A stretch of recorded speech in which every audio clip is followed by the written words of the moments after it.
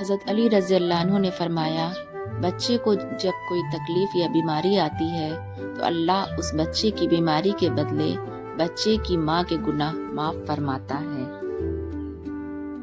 جب تم کسی کو اکیلا دیکھو تو سمجھ جاؤ کہ وہ ایک سچا انسان ہے، کیونکہ بھیڑ ہمیشہ منافق کے ساتھ ہوتی ہے۔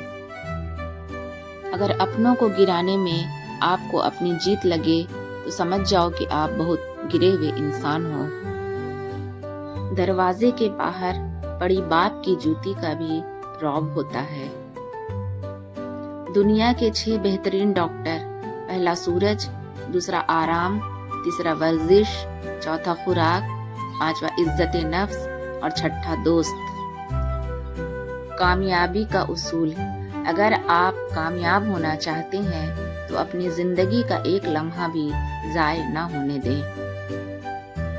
جن سے تعلق رکھنا ہو ان سے بحث نہیں کی جاتی، اور جن سے تعلق نہ رکھنا ہو ان سے بحث کا کوئی فائدہ نہیں ہوتا۔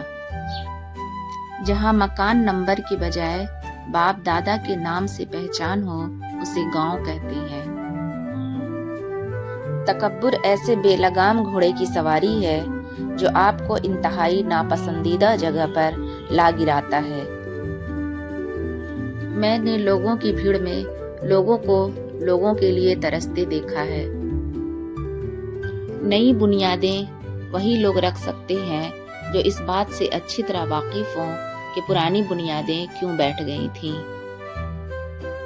میں اکثر ہار جاتا ہوں کسی کی جیت کی خاطر، میرا اپنا طریقہ ہے کسی سے جیت جانے کا۔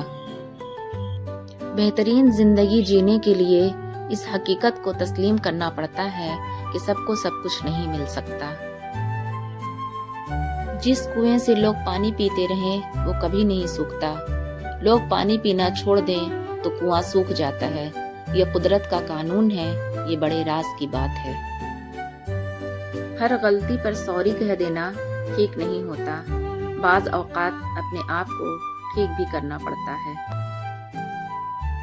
آپ جس چیز پر بھی توجہ دیں گے وہ لازماً بڑھے گی۔ اب یہ آپ پر ہے کہ آپ نے اپنی زندگی میں کیا بڑھانا ہے۔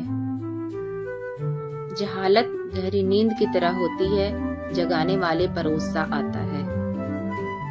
پریشان ہو، یقیناً تم نے نماز اور قرآن کو چھوڑ رکھا ہوگا۔ کسی کو اذیت دینے کے بعد بہتر ہوگا کہ تم بھی اپنی باری کا انتظار کرو۔ محتاج معذوری نہیں سوچ بناتی ہے۔ جن کے کندھے پر ذمہ داریاں ہوتی ہیں ان کو روٹھنے اور ٹوٹنے کا کوئی حق نہیں ہوتا۔ زندگی اور صحت بڑی نعمتیں ہیں، ان کی قدر کریں۔ کبھی مرنے کا خیال آئے تو ہسپتال جا کر دیکھیں کہ لوگ جینے کے لیے کیا کیا کرتے ہیں۔ سنی سنائی باتوں پہ فوراً یقین مت کر لیا کرو، جھوٹ سچ سے زیادہ جلدی پھیلتا ہے۔ لالچی جلدی دھوکہ کھا جاتا ہے۔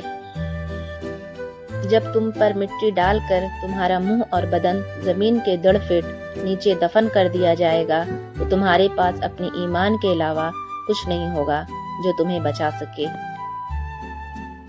اگر کسی کو تکلیف دے کر بھی اچھے سے سو لیتے ہو تو اپنے ضمیر کا جنازہ پڑھ لو، کیونکہ وہ وفات پا چکا ہے۔ والدین کو بیماری کم اور اولاد کی نافرمانی زیادہ تکلیف دیتی ہے۔ خوش رہنے کے لیے اپنی زندگی سے زہریلے منفی لوگوں کو نکال دیں۔ دوسروں کو مٹانے والے ربڑ کی طرح ہوتے ہیں، گھس گھس کے ایک دن خود ہی ختم ہو جاتے ہیں۔